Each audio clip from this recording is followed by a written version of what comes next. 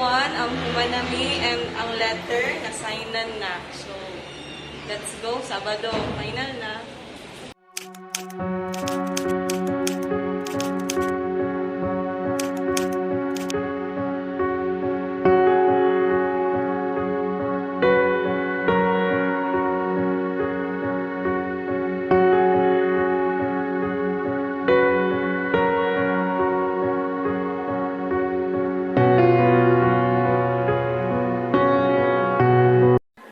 All throughout sa among agapeng ang gibuhat, I was happy but sad at the same time. From pagpamalis sa mga hygiene products, bisan sa kainit sa panahon ato, still nagpadayon gihapon mi para makompleto na tanan. Selfless love tungod kay mas maayo man ang maghatag kaysa ikaw ang hatagan.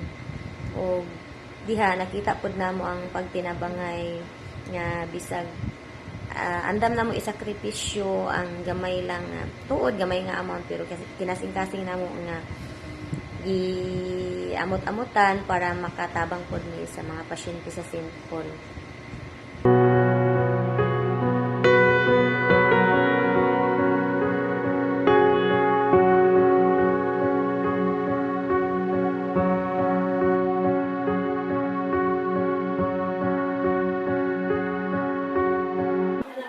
I was happy after seeing nga nahumana namo og paktanan. Kinagmayra siya, pero dako na kayo nga tabang para sa mga patients nga among hatagan.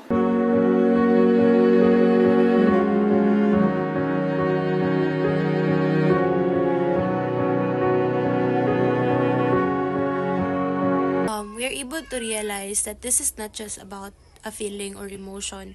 It's also a choice where we are able to help others without expecting in return and prioritizing their well-being before ourselves. So, this is also a learning about a selfless love to other people. So, since I was a working student, or I'm still a working student right now, I realized that di lang na to ma-experience ang agape if matas or maka-experience tag inani nga task. I just want to let you know that we can experience agape in our daily basis.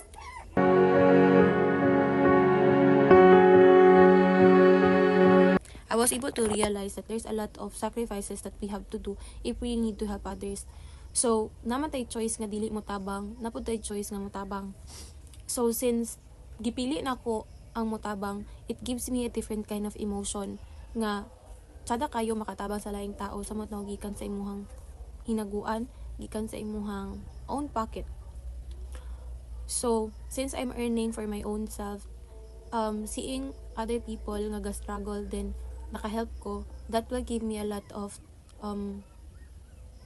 roller coaster emotion, to be honest, like happy at the same time. It will give me a different kind of peace nga nakatabang ko.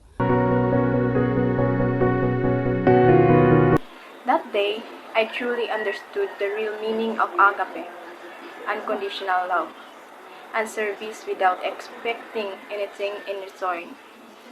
It was not just about giving, but about being present, sharing kindness, and showing love to people who need it the most. And during sa mga concern, dili jud maitalan kahit lang tungod sa kakapoy tas init sa that day. But tung nag-distribute nami atong Saturday, makaingon pud ko sa ako ang kagalingon nga reflect sa ang among kakapoy ato kay katong paghatag namo na-feel ako na appreciated kay nila kay bisag gagmay lang kayo nga gamay lang to ang mga hatag is gamit sa nila to pang adlaw-adlaw.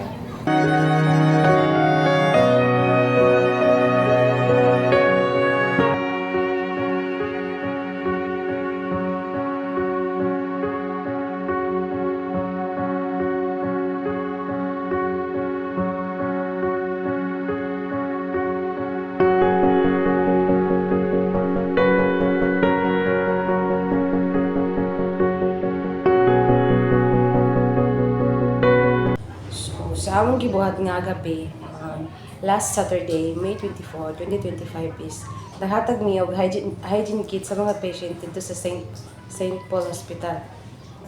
Sa paghatag namo sila sa hygiene kit is makita gid mo sila no bitaw nga lipay kay sila, grateful kay sila nga mo silang gitangaan masing ginagmay lang. So kami pud nga naghatag is nalipay pud mi ug maayo.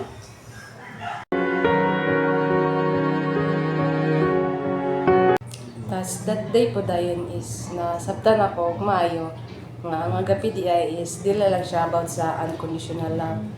About siya sa pag-care, about po rin siya sa pag-care nimo sa person nga kalbitaw dili na ka mag-expect nga unsay ibalik sa imo after nimo nagibuhat as long as naka-help ka sa tao. Among gibuhat sa Agapi is nag-outreach mi sa St. Paul Hospital para maghatag og hygiene kit sa mga pasyente. Happy ko pero at the same time sad. Happy kay nakahatag mi sa pamilya og hygiene kit. Nakatabang mi balagi nagmay og nakita ko na ako sila mga nga happy sila kay natagaan sa inato bisag gamay lang pero kinasing-kasing and sad ko kay tungod sa among limited nga stock sa among hygiene kit na ibang tao nga wala natagaan o gipili ra namo kay nga isa karon na nadagan kay sila nya duha na lang among nabilin so wala na namo.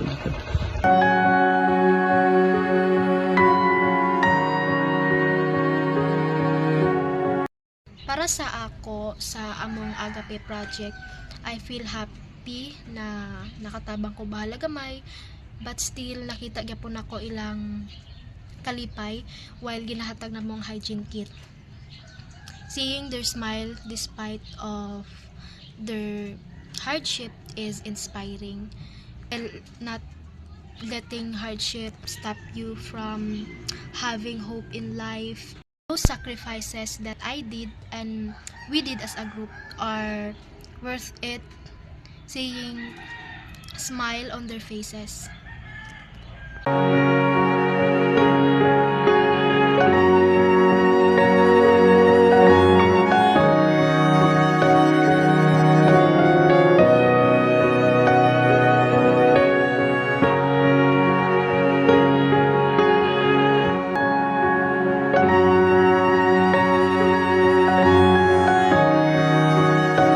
Maayong adlaw, I'm Divine Joy Tingas and I'm here to share my individual outreach experience for our final project in ethics in which we entitled it Agape and Pax. It is an outreach program initiative nga maghatag mig mga hygiene kits to hospital patients as an act of love and service.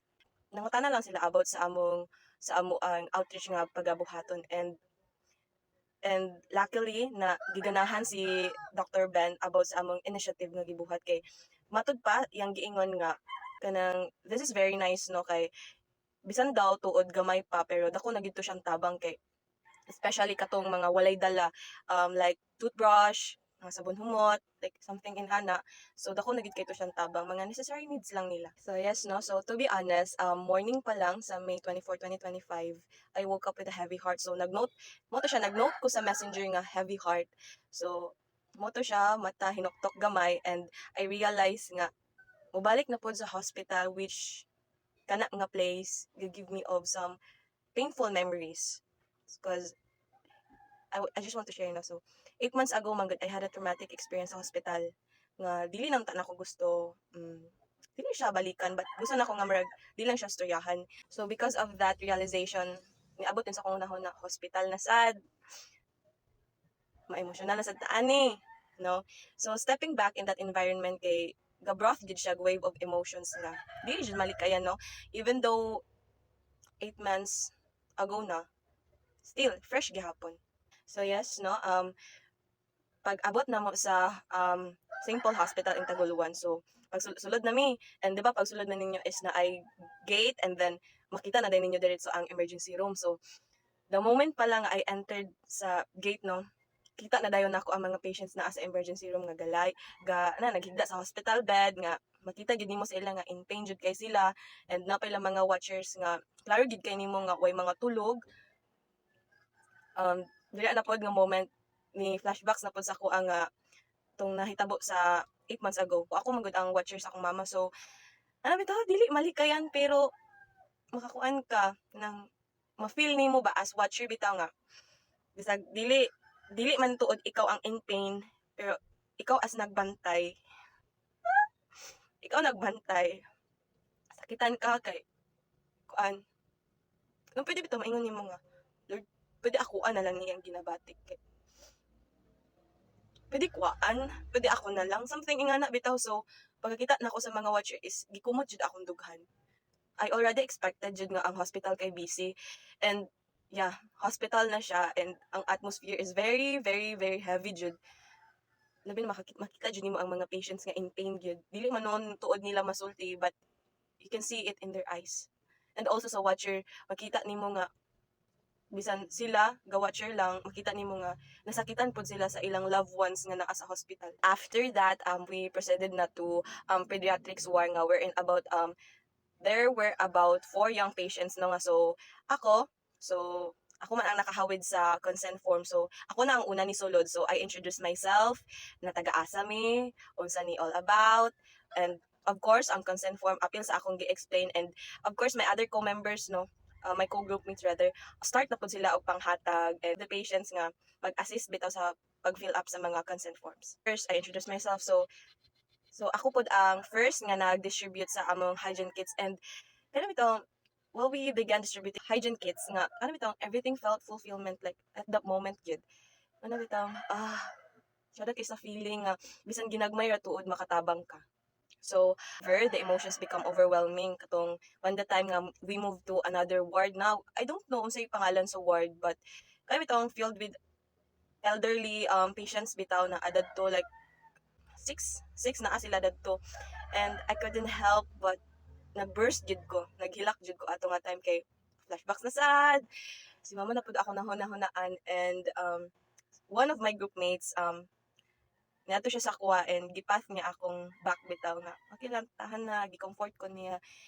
And yeah, like anak ko sa kunahuna, kaya ra ni mo divine. And after that, mga 2 to 3 minutes nga paghilak, I gathered myself, and anak ko nga kaya ni mo divine, laban lang.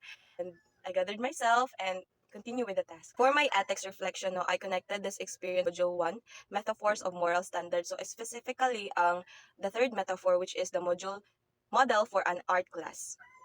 So this metaphor encouraged me to visualize the moral ideas nga if they were an art, and that's how I exactly see our outreach, which is the Agape and Pax. So an act of compassion painted with colors of service and love. Painted with colors, it's like a drawing done with a purpose nga we created something meaningful no matter how big or small. We may not know the patients, and yet we still give them sincere hearts. So, and for me, I do believe that's the essence of being a human. It's not about loving others because we have to, but we know it is the right thing to do, you know. So additionally, no, I do believe nga sometimes being selfless doesn't need a big stage. Dili mo ginato pa maggarbaw sugyod like binagko jud kay nga tabang. So we can also help even even in quiet, simple ways lang, no. And we became the instruments of God's love, just like Good Samaritan. So no, I know many celebrities nga gatabang nga dili nila gina post sa social medias kay for them, what's the essence? Unsay purpose ngano pa i-post sa social media? And for me, kung mutabang ka, tabang dili kay need pa nimo i-shout out sa tibok kalibutan nga kani siya gitabangan nako. Why? Because of the likes lang. Because para lang maano ka nga kita lang sa tibok kalibutan nga kana siya mong gitabang, mapakita nga unsa lugar ka kamaayo, need pa nimo validation sa laing tao. So for me, if mutabang ka, just do it. No? Dili nimo buhatan tungod kay for the cameras, for the likes, no? Dili lang pwede pang reels, no? So, especially for today's world, no, where many lost and struggle. So, we all know man nga tanan man gyud ta struggle. So for me, selfless acts of love, this can be light and a source of hope. In a simple way, makatabang ka. Wa kabalo nga kanay mong pagsimpleng tabang dako na di kay na para sa imong gitabangan kay tao ra man ta diri sa kalibutan, no, ga-struggle man gyud ta, wala man pud siguro walay ga-struggle, no. So yeah, small help na can mean a lot to someone na gyud. And this is my experience with Agape and Pax. Not only help others but also help me personally to heal and grow. So again, this is Divine Joy Tingas, and that would be all. Thank you.